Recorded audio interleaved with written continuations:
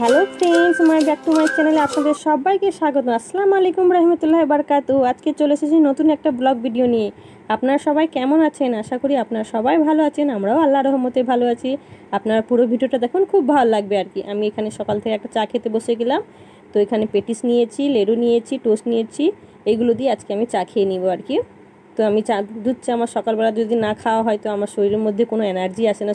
এই দুধ চাটা খেয়ে নিলে তো সংসারে কাজ করতে আমার এনার্জি এসে যায়। যদি না খাই তো মনে হয় আমি টিফিনই করলাম না, কিছু টিফিনই করলাম না। তো এখানে কথা বলতে বলতে আমার চাটা খাওয়া হয়ে গেল। তো ওখান থেকে মাছবালা এসেছিলো আর কি, এখান থেকে মাছটা নিয়ে নিলাম। মোরালি মাছ নিয়েছি আর কি। এখানে 300 টাকা করে মোরালি মাছ। তো 300 গ্রাম নিয়েছি। পেটের ভিতরে ডিম ভর্তি বড় বড় আছে আর কি।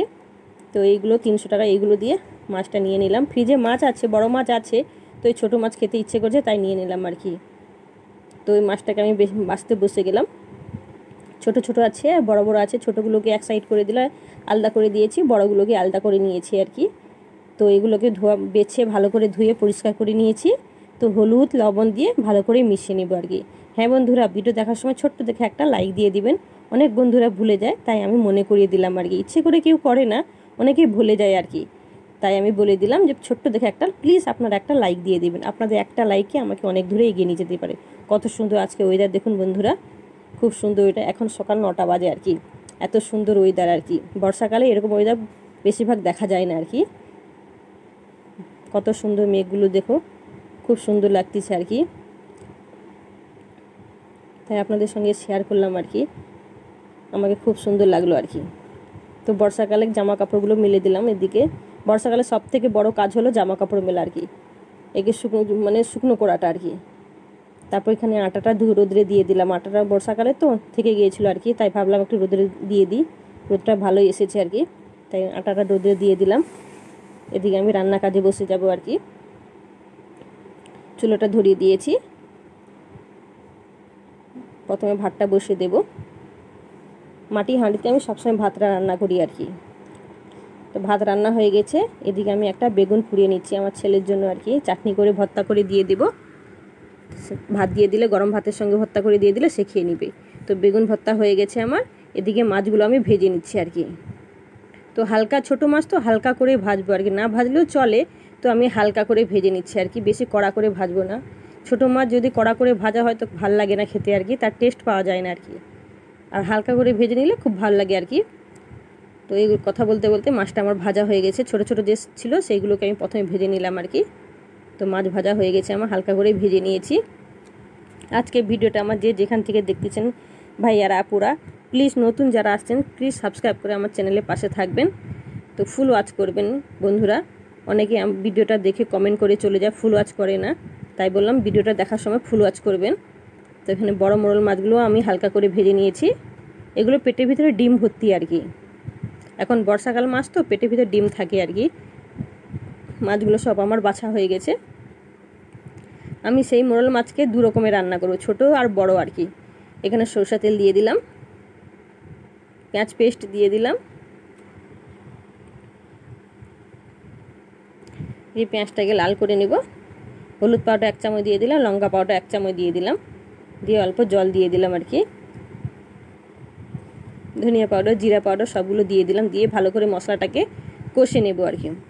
তারপরে সর্ষে বাটা দিয়ে দিলাম, দিয়ে ভালো করে সর্ষে বাটা দিয়েও ভালো করে কষে নেব। দিয়ে জল দিয়ে দিলাম। দিয়ে সেই বড় মোরাল মাছ ছিল, সেই বড় মোরাল মাছগুলোকে দিয়ে দিলাম। ওকে আমি চচ্চড়ি করবো আর কি। ছোটোগুলোকে টক করব, আচার দিয়ে টক করব। বড় মাছগুলো চচ্চড়ি হয়ে গেছে আমার।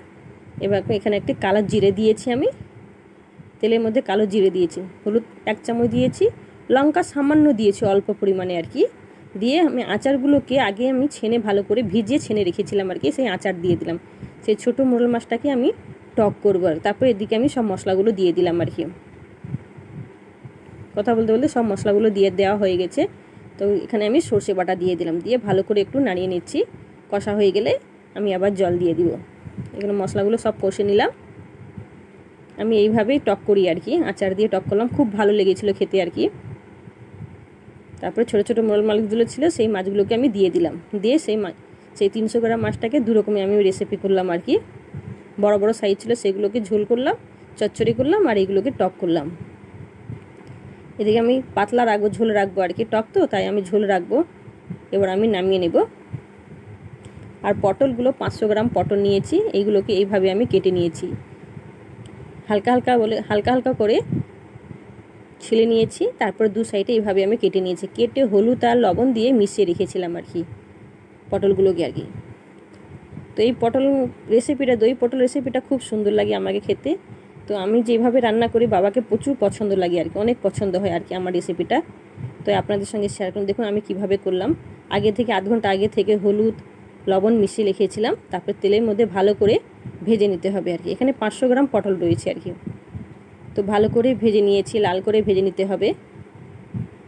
সবগুলো পটল ভাজা হয়ে গেছে, এবার আমি তুলে নিচ্ছি। সেই তেলের মধ্যে আরেকটু সরষের তেল দিয়ে দিলাম। গরম মশলা আমি সব দিয়ে দিচ্ছি এক এক করে। প্রথমে দিয়েছি দারুচিনি, তারপর দিয়েছি এলাচ, দিয়েছি লবঙ্গ, দিয়েছি তারপর পেঁয়াজ দিয়েছি, তেজপাতা দিয়েছি, সব গোটাই দিয়েছি গরম মশলা আর কি। পেঁয়াজ একটু বেশি লাগে এই রেসিপিতে। পেঁয়াজ যখন আমার ভাজা হয়ে এসছে আর একটু আমি পেঁয়াজ দিয়ে দিলাম আর কি। এই রেসিপিতে পেঁয়াজ বেশি লাগে, পেঁয়াজ বেশি দিলে খেতে খুব ভালো লাগে।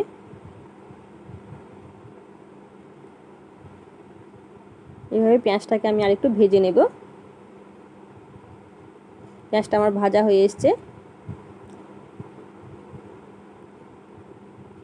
আমি দই দিয়ে দিলাম, টক দই আর কি। দই দিয়ে দিলাম, আগে থেকে ফেটিয়ে রেখেছিলাম দইটাকে, আমি দইটা দিয়ে দিলাম।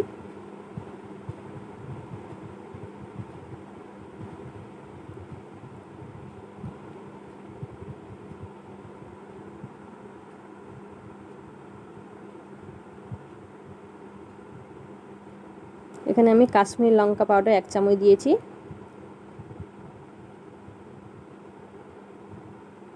ধনিয়া পাউডার, জিরে পাউডার, সব মশলাগুলো দিয়ে দেব।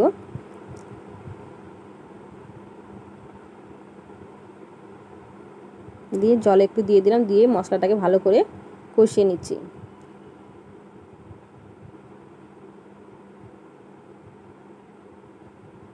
এখানে ভাজা ধনিয়া পাউডার দিয়ে মশলাকে আরেকটু কষিয়ে নেব।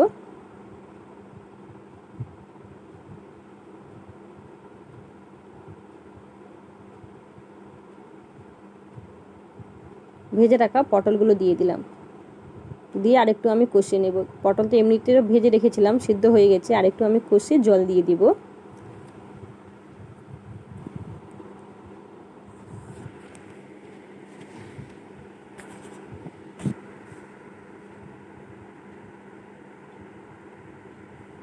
আপু ভাইয়ারা যারা আজকে আমার নতুন ভিডিও দেখলেন, যদি চ্যানেলটা আপনার কাছে ভালো লেগে থাকে প্লিজ সাবস্ক্রাইব করে আমার চ্যানেলের পাশে থাকবেন। প্লিজ এখানে শুধু ভিডিওর সম্বন্ধে কথা বলবেন, বন্ধু হতে গেলে কমিউনিটি লেটার দিয়ে আসবেন।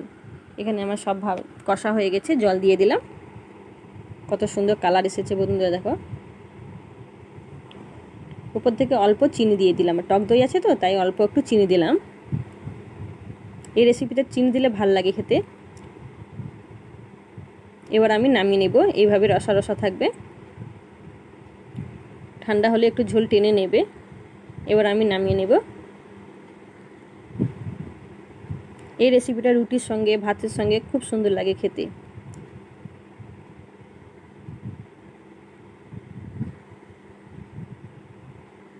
এদিকে আমার রান্নাটাও হয়ে গেছে।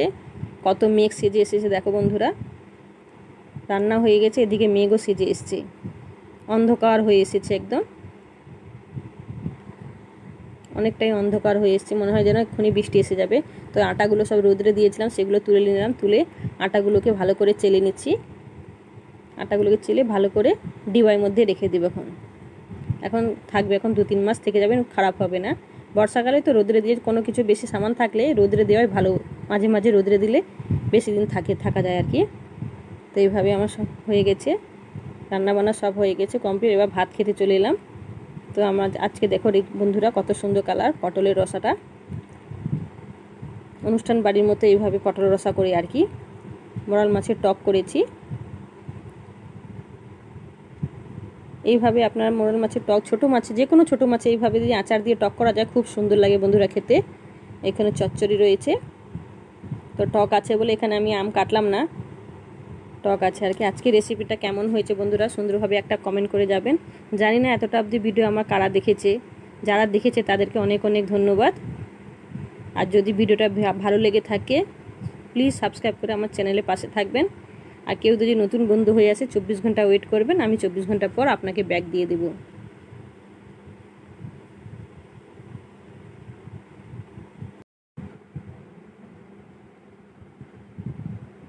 আবার দেখা হবে পরের রেসিপি নিয়ে। বাই। তোমরা সবাই ভালো থেকো, সুস্থ থেকো।